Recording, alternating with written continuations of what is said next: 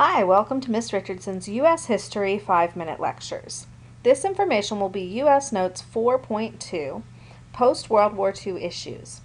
It includes information that aligns with the first section on your Unit 4 study guide. Remember, you have control over the lecture. Pause whenever you need to, write down any questions you have, rewatch as often as you need, and make sure you're using your study guide as you take notes to help you know what's important. Let's go ahead and get started. So, how did the US and the Soviet Union, who'd been allies in World War II, become enemies in the Cold War? And that lasted over 30 years. Well, a lot of that answer is rooted in the conflicting beliefs and the results of those beliefs. At the end of World War II, these two countries were both very new superpowers with extremely different economic and political philosophies. The U.S. was a capitalist democracy, or sometimes we call it a republic, and the Soviet Union was a communist dictatorship. In addition to this, they had conflicting goals for Europe after World War II, which led to a lot of disagreement, tension, and distrust between the two countries. The Americans wanted to bring freedom and democracy to the countries that had been captured by Germany in World War II. This had been their goal in entering the European War.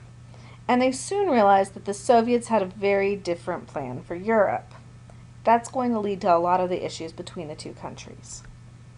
The Soviets had actually lost more than 20 million men in World War II. They faced massive destruction from the fighting. They had a lot of damage done to their country. So Stalin wanted to rebuild the country, build it up into a very strong country. So to do that, he needed satellite nations nearby. He established those on the western border of the Soviet Union, creating smaller nations around the Soviet Union with totalitarian communist governments that supported the Soviet Union and their goals. So the Soviet desire for control and strength clashed with the U.S. desire for freedom and democracy. So we weren't getting along with that.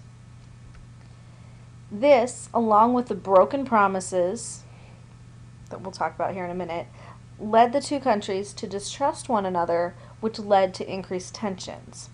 These broken promises that we're going to talk about are from the Yalta Conference that came towards the end of World War II. So if you remember, in 1945, Stalin promised Franklin Roosevelt and Churchill that he would allow free elections in Poland, he would follow the Declaration of Liberated Europe by allowing free elections in Eastern Europe, and that they would divide Germany and Berlin into 4 zones. While Stalin and FDR had many disagreements, the problems between the two countries really didn't increase until Truman became president. He was very strongly anti-communist, and that was very evident in his actions and beliefs. So he met with Stalin and Churchill in July of 1945 at what's called the Potsdam Conference to try to work out Germany's fate. This meeting actually increased the problems and tension between the U.S. and the Soviets even more. So at Potsdam, Truman wanted German industry to rise again because he saw that as critical to the economic recovery of all of Europe because Germany was such a strong industrial country. Stalin, on the other hand, wanted the Germans to pay reparations to the Soviet Union for war damages, so he wasn't worried about them making money. So a deal was made between the two countries. This deal was that the Soviets could take reparations from the agricultural areas in their zone. They could get some machinery as reparations by treating their food from their zone with the U.S. and Great Britain, who had industrial zones. This agreement did not really make either side happy. So we'll look at the results of the Potsdam Conference in our next set of notes. This is actually the end of Notes 4.2. Hopefully you learned something, and if you have questions, make sure you bring those to class.